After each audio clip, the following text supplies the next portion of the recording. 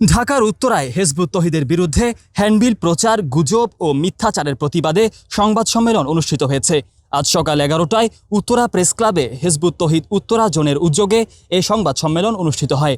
এতে সংগঠনের ঢাকা বিভাগীয় সভাপতি ডাক্তার মাহবুব আলম মাহফুজ, কেন্দ্রীয় যুগ্ম সাধারণ সম্পাদক মোহাম্মদ বশিউর রহমান ও ছাত্র কল্যাণ বিষয়ক সম্পাদক মোখলেসুর রহমান সুমন বক্তব্য দেন।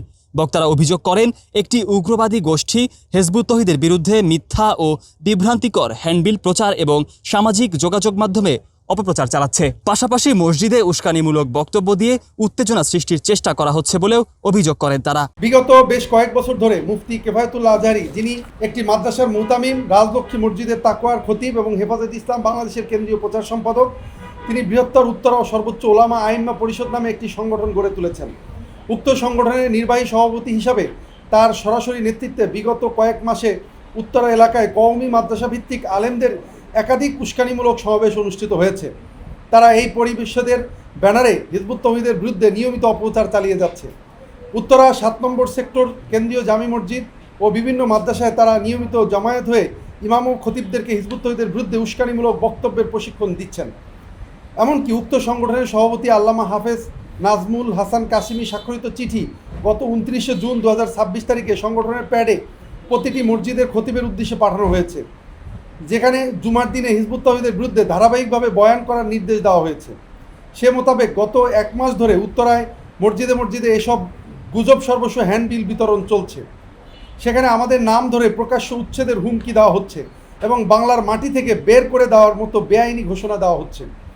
এই বিষয়গুলো নিয়ে আমরা ইতিপূর্বে স্থানীয় প্রশাসন, ডিসি কার্যালয়, আইন শৃঙ্খলা রক্ষাকারী বাহিনী এবং সংবাদ মাধ্যমকে লিখিত ও মৌখিকভাবে অবহিত করেছি।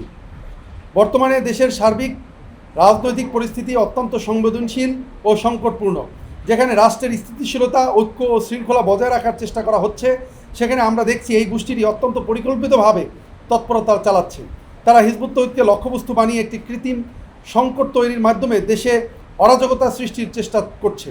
প্রতি শুক্রবার এলেই আমাদের চরম দুশ্চিন্তায় থাকতে হয়, কারণ জুমায় আগত মুসল্লিদের আমাদের বিরুদ্ধে উস্কানি দেওয়া হয়।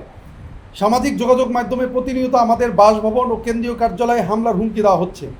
এমনকি বিভিন্ন মাধ্যমে আমরা জানতে পারছি তারা যে কোনো সময় আমাদের বাসভবন ও কার্যালয়ে আক্রমণ, ভাঙচুর, লুটপাট এবং আমাদের সদস্যদের জানমালের ক্ষতি সাধন করতে পারে।